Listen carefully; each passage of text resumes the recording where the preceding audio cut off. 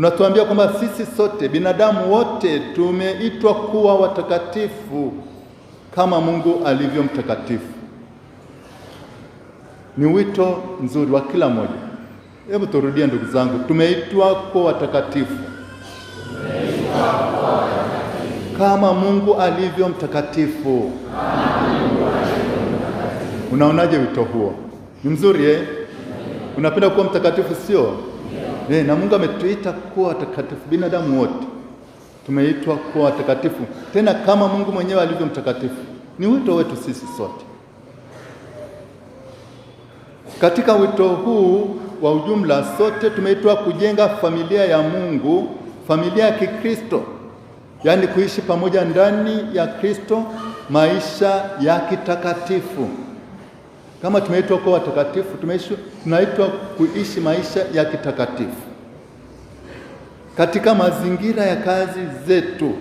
Yaani sio kwamba tunaenda mahali pengine tunakimbia tunaenda kutafuta utakatifu kule, hapana, au kule. Ni hapa hapa katika mazingira yetu, katika familia zetu, sehemu zetu za kazi, kila mmoja katika kazi yake, katika utume wake, tumeitwa kwa watakatifu katika mazingira ya kazi zetu. Kwa mfano, umeitwa wewe ni mwalimu,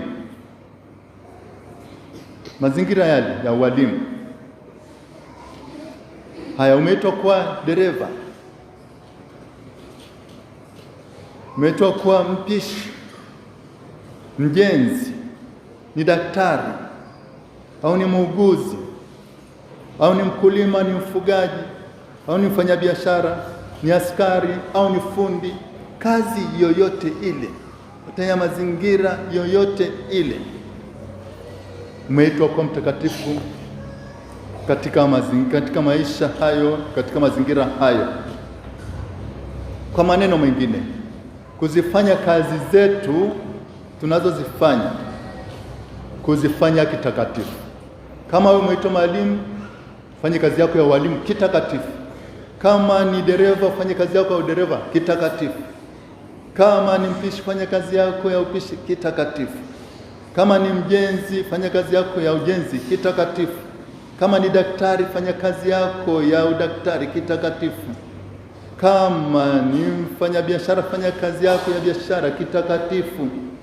Kama ni askari, fanya kazi yako ya askari kitakatifu. Kama ni mkulima, hivyo hivyo, mfugaji, hivyo hivyo. Na hata kama ni mchezaji, fanya kazi yako hiyo ya uchezaji kitakatifu. Tumsifu Yesu Kristo. Mungu ni mwema. Kazi yoyote ile, hata kama ni za kunywa nywele, nyoa vizuri. Kama ni kusuka vizuri, kazi yoyote, kama ni fundi cherehani, fanya kazi yako kitakatifu, kwa sababu wote tumeitwa kuwa watakatifu katika mazingira yetu.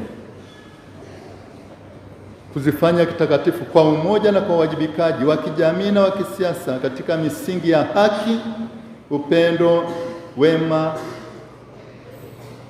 huruma, msamaha, ndiko tunajipatia utakatifu kwa kuyatakatifuza malimwengu kwa maisha na kazi zetu. Kwa hiyo hatuwezi kusema kwamba naenda sijui sehemu gani kutafuta utakatifu. Hapana, ni katika mazingira yale yale tunayofanya kazi. Kama ni katika familia, katika jumuiya, katika ofisi, tunapaswa kufanya kazi zetu kitakatifu. Mungu ni mwema. Sasa huo ni wito wa ujumla, kila mmoja wetu. Alafu kuna ule wito wa pekee.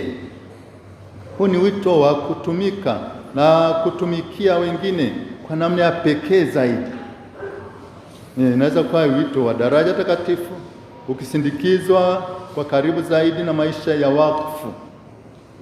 Na chimbuko la mito yote, ndugu zangu, ni Mungu mwenyewe. Ndio chimbuko la mito yote.